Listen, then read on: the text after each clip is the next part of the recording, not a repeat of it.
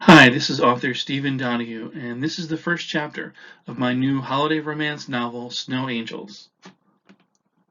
And this is Chapter 1. Lucy Tanner wiped the snow off her ski goggles as the downhill trail glistened in early sunlight. She felt the familiar pounding of her heart. Her ski mask hid her smile. She gripped her poles and pushed off before tucking the poles under her shoulders. The young woman shifted her weight from side to side as her skis nearly bounced off the frozen ground. She gained speed and confidence while mastering the slope. Into a straightaway, she pointed her skis forward and leaned slightly toward the tips. Trees frantically flew by her. Frigid air reddened her face and burned her nose. Lucy nearly lost her balance when her right foot jammed her ski into a divot. She quickly recovered and pressed her dry lips together. She darted past the few brave souls who shared the mountain with her. Before she knew it, she was halfway down the slope. She glanced at the imaginary finish line and pushed harder with her poles. Her legs ached and sweat ran down her face. She hit a bulge in the snow, and for a moment she was airborne. Her stomach knotted and she nearly screamed. Lucy landed hard and felt her right foot slip outward. She waved her arms awkwardly, but she forced her leg back in. The error cost her some time, but she managed not to fall on her face. The rest of her run went smoothly. She came to a perfect stop by carefully digging the sides of her skis into the snow. Lucy took a moment to catch her breath before she glided to the nearest bench. She unbuckled her boots from her skis as a friend approached her. Isaac Jones clapped his gloved hands as he sat down next to Lucy. "Boss, that was a terrific run," he said. His breath hung in the air as he spoke. He rested his arms on his legs. "Your recovery was impressive. You should have to keep your eyes open for those tricky spots." "Thanks, Coach," said Lucy. She unbuckled her skis from her boots. "Someday you'll have to join me on the slopes. I'd love to see some of the moves I've heard so much about." She gently tapped his right shoulder. Isaac shook his head. "No, I'm too old for that now," he said. He looked out at the mountain and smiled. "But in my day, I was a superb skier. They used to call me Black Lightning." He looked over at Lucy. "You know why?" Lucy smiled, having heard the stories 100 times.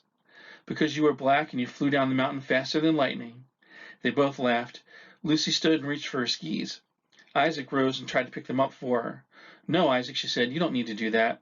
She lifted the skis and tucked them under her right arm. "After you," she said. They walked to the lodge, and Isaac waited until in front of a fire while Lucy changed her clothes in the locker room.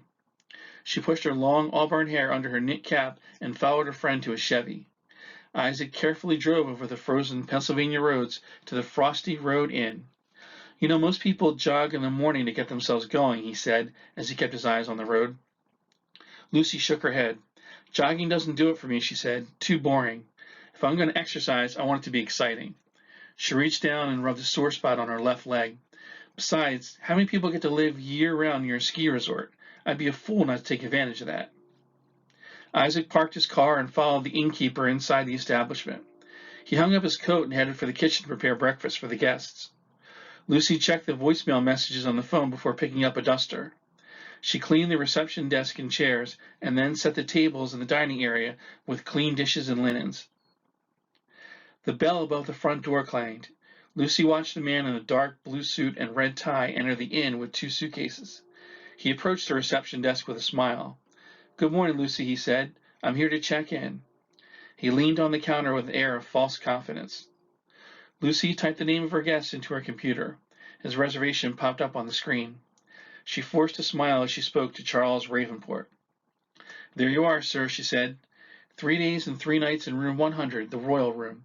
I just need your credit card." She held her smile as he reached into his pocket. Charles smoothly produced his Visa card from his wallet and handed it to Lucy. She did her best not to touch his hand as she grasped the card. Lucy typed the numbers into her computer. Charles slowly crossed his arms over his chest. "Sir?" he asked, with noticeable amusement. "Lucy, we've known each other for more than 20 years. You can call me Charles." Lucy glanced up at him before typing in the expiration date. Charles was a slightly attractive man. He stood just over 5'9" and retained most of his light blonde hair. He was a bit pudgy in the middle, but broad shoulders balanced out his physique. Lucy handed him back his card. "There you go, Charles," she said. "You're all set." "Did I tell you that I landed a major customer yesterday?" he asked. Lucy shook her head and handed him his room key back. Tyler Electronics, he continued. They were looking to expand their operations, and I signed them to an 8-year business loan. Not only will they help my bank, but the deal will help bring more jobs to town. It's a win-win for everyone. That sounds wonderful, said Lucy. She sat down on the stool behind the counter. Ravenport could certainly use the boost. Your family must be happy. Lucy tapped the bell on the counter 3 times. Charles nodded as he put away his wallet. The businessman leaned again on the clutter-free counter. I feel like celebrating, said Charles. You should join me for dinner tonight, he said. He edged closer toward Lucy as his voice dropped. We can go to Maggio's. I haven't been there in ages. Lucy grimaced. I'm sorry, but I have plans tonight, she said. She hoped he would drop the subject. Lucy shrugged as Adam, the baggage escort, entered the room. Mr. Ravenport has a royal room, said Lucy. Adam picked up the 2 suitcases and carried them toward the elevator. Charles followed the college student and stood next to the thin young man as they waited for the doors to open. Lucy watched them step into the elevator car. She took a deep breath and wondered if she would ever find a man who would dazzle her. The ski resort town of Ravenport, Pennsylvania, had a limited number of eligible men who resided there year-round. Lots of pretty athletic skiers showed up in the wintertime to enjoy the mountain trails, but few stuck around when the weather warmed. At 34 years old, she began to worry that she might become a spinster. Running her family's inn took most of Lucy's time. That made it even more difficult to socialize. She often remembered her mother's advice when she inherited the business. The Frosty Road Inn may provide your income, but it's not your life, said the gray-haired woman.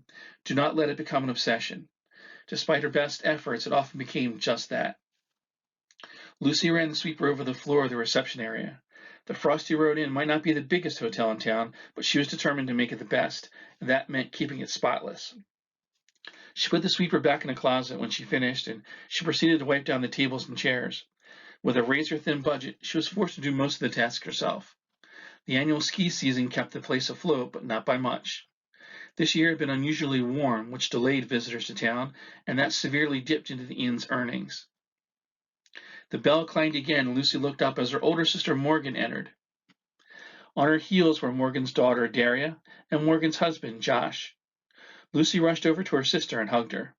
You look wonderful, said Lucy. Morgan wore expensive clothing that Lucy could never afford. Josh's business acumen provided his family with the best money could buy. Morgan stood just a few inches taller than Lucy, and she had dark brown hair that hung just over her shoulders.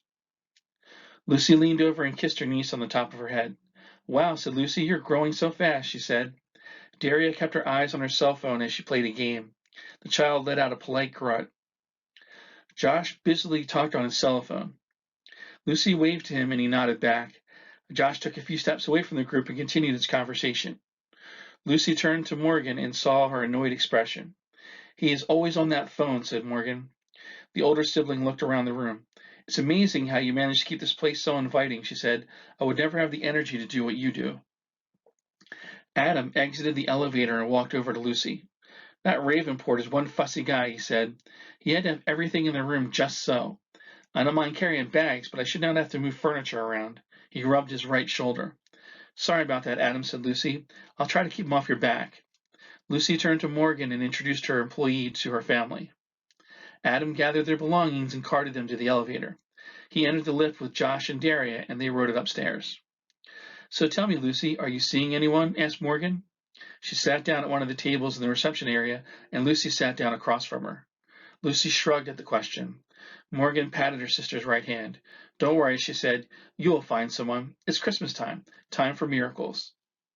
I suppose so, said Lucy. She looked down at the table for a moment, wondering if there were any miracles left in the world. Lucy sat back in her chair.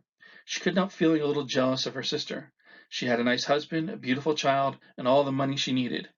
Morgan seemed to have the perfect life. Then why did she always seem so unhappy, wondered Lucy.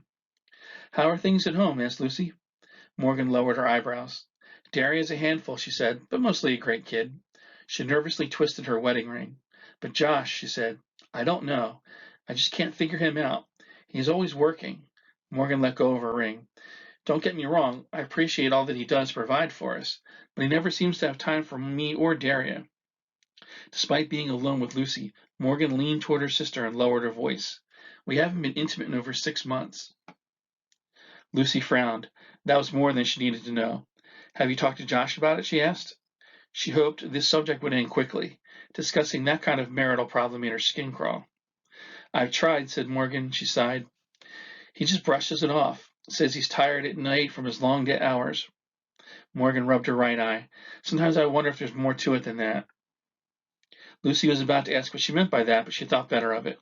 It was time to change the subject. "I've been hitting the slopes every morning for the past few weeks," she said. "I think I can finish in the top 3 this year," she said. Morgan smiled. "The annual ski competition?" she asked. Lucy nodded. Morgan tapped her sister on the shoulder. "Good for you," she said. "I hope you win." Lucy rolled her eyes. "I don't know about winning," she said. "The competition's pretty fierce every year. We get skiers from around the world, which is great for local businesses. I just hope I can make a good showing." Morgan's cell phone rang. She took it out of her pocket and glanced at the screen. "It's Josh," she said. She rose and answered the call. Lucy remained seated and watched her sister walk a few steps away. "I don't know where it is," Morgan said to Josh. "Fine, I'll be right up." She hung up and turned to face Lucy. "My brilliant husband can't find his briefcase. I have to go help him." She kissed Lucy on the forehead and walked over to the elevator. She got in when the doors opened. Lucy rose and poured herself a hot cup of coffee. She drifted to the front door and looked out the window. Several people rushed along the sidewalks, hurriedly trying to get to their destinations. Lucy watched 2 adults holding the hands of 2 small children. All 4 were talking and laughing as they navigated their way along the slippery walkway. Lucy wondered what their names were and how the couple met. She bet they had a cute story that they shared with their friends and family. She wanted a cute story of her own that she could tell Morgan. She thought about what Morgan had said about Christmas miracles. To Lucy, they only seemed to happen in holiday movies. She closed her eyes and thought about meeting a handsome stranger who would fall madly in love with her. She opened her eyes and laughed. That kind of thing never happened to her. Lucy rubbed her chin and continued to watch the strangers pass by. She softly whistled the melody to Silent Night as a light snowfall began to descend from the sky. More couples and more families came and went. She stopped whistling and drank more of her coffee. For a moment she felt like she was in a coffee commercial. All she needed was overhead narration. Her fun ended when she saw a woman in tattered clothing stumble along the sidewalk. The woman's coat had several holes in it, and her shoes did not seem to fit right. Stringy gray hair protruded out from her small wool cap. Lucy didn't recognize her, but she could tell the woman was in dire straits. Lucy quickly filled a thermos with hot coffee. She grabbed her coat and rushed out into the chilly weather. She caught up to the woman, but approached her slowly. "Excuse me," said Lucy. "Can I talk to you for a moment?" she asked. The woman stopped and glared at her. "What do you want?" she snapped. Lucy awkwardly moved closer to her. "I don't want anything," she said. "I just thought you might enjoy some coffee." She extended her right hand, and the woman carefully took the thermos from her. The woman sniffed the drink before sipping some of it. She nodded and tried to hand the thermos back to Lucy. "No, you can keep it," said Lucy. "I have others just like it." "Thank you," said the woman. She drank some more. They stared at each other in uncomfortable silence. The woman took another sip and she wiped her face. "Is there anything else?" she asked. "I do have to get going." Lucy shook her head. No, nothing else. Just happy holidays, I guess." The woman nodded. "You too, and thanks again." The woman continued her journey, and Lucy stood still until she could no longer see her. Lucy turned and walked back to the inn. She decided not to tell anyone about her encounter. Lucy rushed into the inn and poured herself a new cup of coffee. She held the cup close to her face and let steam warm her. She wondered who the woman was and where she would spend the night. Part of her wanted to invite the woman to stay at the inn, but she couldn't muster up the words. She snapped out of her daze when she saw Adam approach her. She put her cup down on a nearby table. Adam stopped a few feet away from her. "Are you all right?" he asked. "You look kind of down." The 19-year-old college student pulled out a chair and sat down. Lucy needed a break, so she sat down across from him. "Did Morgan give you a speech again about finding a man?" asked Adam. Lucy nodded. "I know she means well, but sometimes a person just needs to mind their own business." "I don't mind talking about it," said Lucy. "I guess it helps a little." She wrapped her fingers around her still warm coffee mug.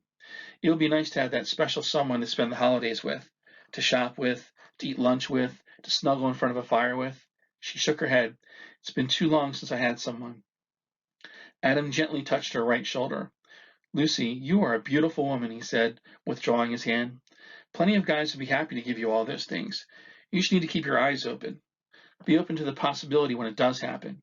And it will for you. Soon," he said. Sorry, I didn't mean that to be a lecture. I hope I do find someone, said Lucy. She tried to sip her coffee, but her cup was empty. She wanted more, but she didn't want to get up just yet. She carefully rested the empty cup on the table in front of her. What about you, Adam? She asked. Is there any special guy in your life right now? Adam laughed. No, I haven't dated anyone since Oscar left me, he said. With school and working and taking care of my dad, I really haven't had much time to look for a new guy. Adam sighed. Here we are, two lovely people with no one to cuddle. It just isn't fair. Lucy shook her head.